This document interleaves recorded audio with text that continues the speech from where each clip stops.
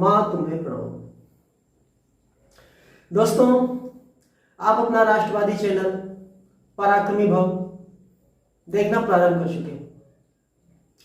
पिछली वीडियो में हमने श्रीमद् भगवत गीता के ऊपर डॉक्टर एपीजे अब्दुल कलाम और मीराबाई चानू के ऊपर वीडियो देखा था। आप उसको लिंक पर जाकर दोबारा भी देख सकते हैं। और इस बार हम भगवत गीता के ऊपर कुछ ऐसी उपयोगी बातें बताएंगे कि भविष्य में आप लोगों को काम आएंगे। श्रीमद् भगवत गीता का अब तक 283 बुद्धिमान व्यक्तियों ने विश्व की अलग अलग भाषाओं में अनुवाद किया है। और आश्चर्य की बात यह है कि सभी 283 लोगों ने हिंदू धर्म अपना लिया है। श्रीमद् भगवत गीता के बारे में जितना कहा जाए उतना ही कम है। कभी कभी राष्ट्रवादी सरकारों के छोटे से छोटे फैसले भी मील के पत्थर साबित होते हैं। सन 2014 के बाद भारत की मोदी सरकार ने राष्ट्र हित में एक ऐसा फैसला लिया जो मील का पत्थर साबित हो रहा है और बहुत से लोगों को इसके बारे में जानकारी नहीं है। 2014 में मोदी सरकार आने के बाद मोदी सरकार ने श्रीमद् भगवत गीता का विश्व की सभी भाषाओं में अनुवाद कराया और विदेश से आने वाले सभी राष्ट्राध्यक्षों और मेहमानों को भेंट स्वरूप गीता की पुस्तक दी जाती है, जिससे वो भारत की संस्कृति और गीता को जान सके। लेकिन दुर्भाग्य से अपने यहां अनिवार्य रूप से गीता पढ़ाई नहीं जाती और हम हिंदू इसे पढ़ना नहीं चाहते। आज हम श्रीमद् भगवत गीता को पढ़े हुए दो ऐसी महान विभूतियों को के बारे में आपको बताएंगे जिसको जानकर निश्चित रूप से आप धन्य मानेंगे। दो महापुरुषों, स्वामी विवेकानंद और परमहंस योगानंद। सबसे पहले परमहंस योगानंद के बारे में।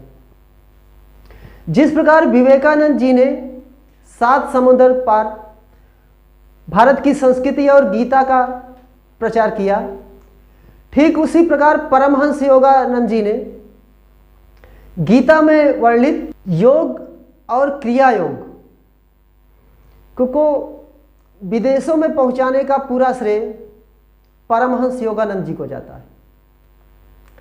जिनके बारे में आप जानना चाहें तो उनकी आत्मकथा योगी कथामृत या ऑटोबायोग्राफी ऑफ योगी पढ़ सकते हैं, जो विश्व की सबसे ज्यादा पढ़ी जाने वाली पुस्तकों में से एक है।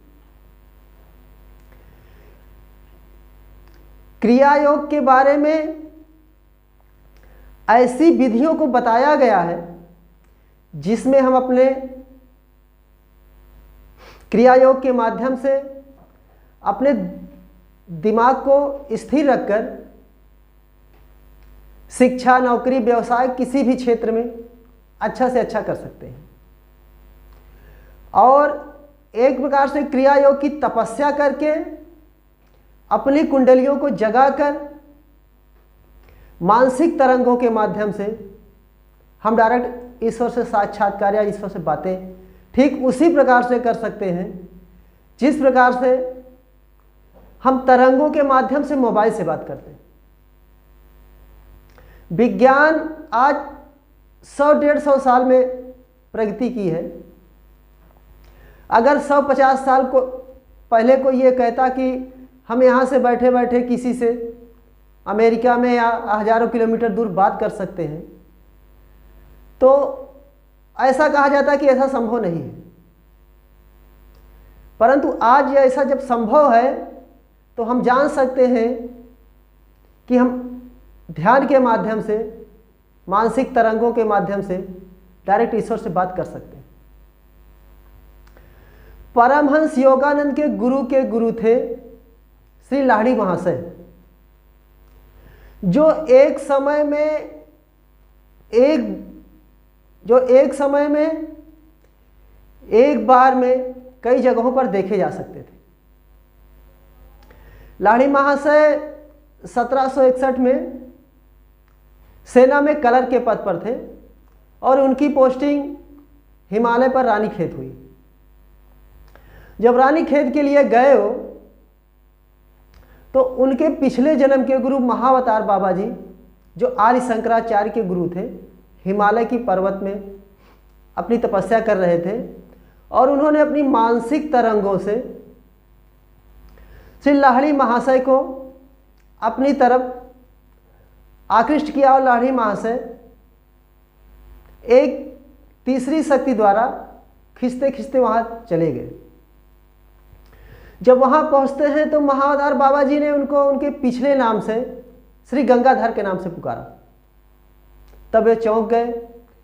तब महाअवतार बाबा जी ने उनको उनका पिछला जन्म याद दिलाया और उनको क्रिया योग की दीक्षा दी और वो आगे चलकर आकर बनारस में क्रिया योग की दीक्षा सबको देते थे। उनके बारे में एक आश्चर्य वाली बात यह है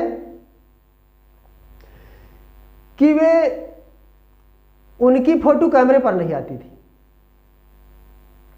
अगर ग्रुप में भी फोटो खींचा जाता था तब सबकी फोटो आती थी और उनकी फोटो नहीं आती थी। सब परेशान होकर लाहिड़ी महाशय से पूछे कि आखिर ऐसा क्यों हो रहा है। तब लाहिड़ी महाशय ने कहा कि आत्मा की फोटो नहीं खींची जा सकती।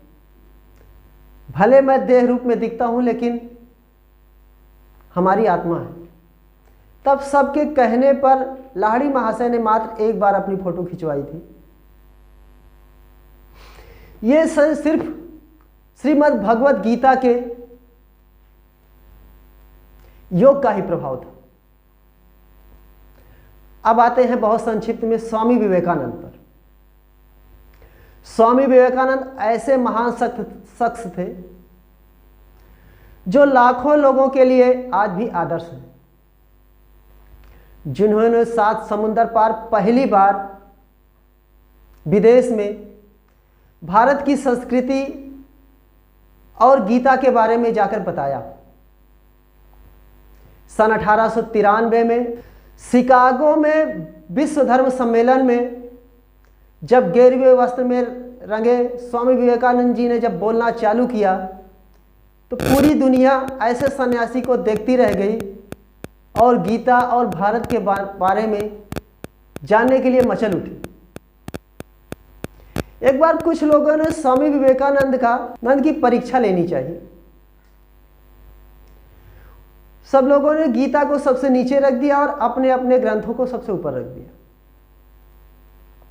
और बोलने लगे कि हमारा ग्रंथ गीता से ऊपर रखा है। कोई कहता कि हमारा ग्रंथ गीता से ऊपर है, हमारा ग्रंथ सबसे ऊपर है। तब विवेकानंद ने कहा कि हाँ, सबका ग्रंथ ऊपर भले है लेकिन सबका आधार गीता ही है।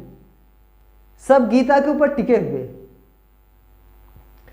स्वामी विवेकानंद के अंदर ऐसी ईश्वरीय शक्ति और उनके गुरु का ऐसा आशीर्वाद था कि वो कोई भी बड़े से बड़े ग्रंथ पर 10 मिनट अपना हाथ रख देते थे तो पूरा ग्रंथ उनको कंठस्थ हो जाता था।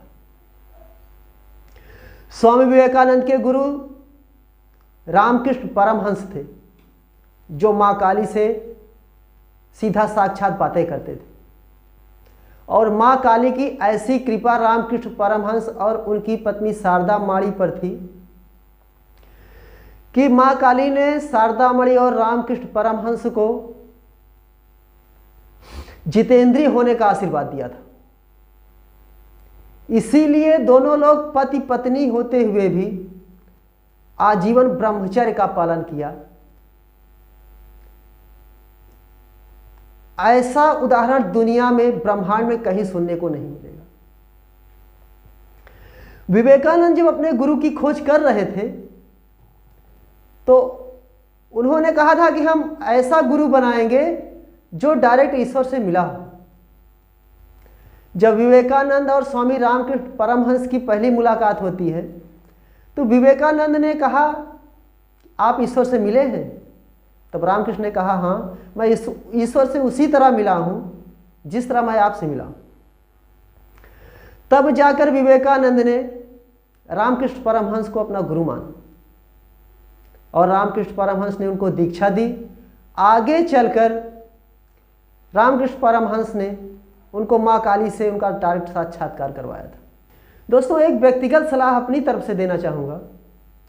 यदि आप सच्चे आध्यात्मिक गुरु की तलाश में हैं तो एक बार विवेकानंद द्वारा स्थापित रामकृष्ण मठ या परमहंस योगानंद द्वारा स्थापित योगदा मठ रांची में जाकर वहाँ के सन्यासियों से जरूर मिलें और किसी अच्छे गुरु से अपनी दीक्षा जरूर लें और अपने घर में गीता के संस्कार सभी को देने की कोशिश जरूर करें। दोस्तों, यदि आपको वीडियो पसंद आती हो तो लाइक और शेयर अवश्य किया करें। उसके बाद सब्सक्राइब करें और हमारे टेलीग्राम ग्रुप में भी आप जुड़ सकते हैं। ध्यानपूर्वक सुनने के लिए बहुत बहुत धन्यवाद। वंदे मातरम।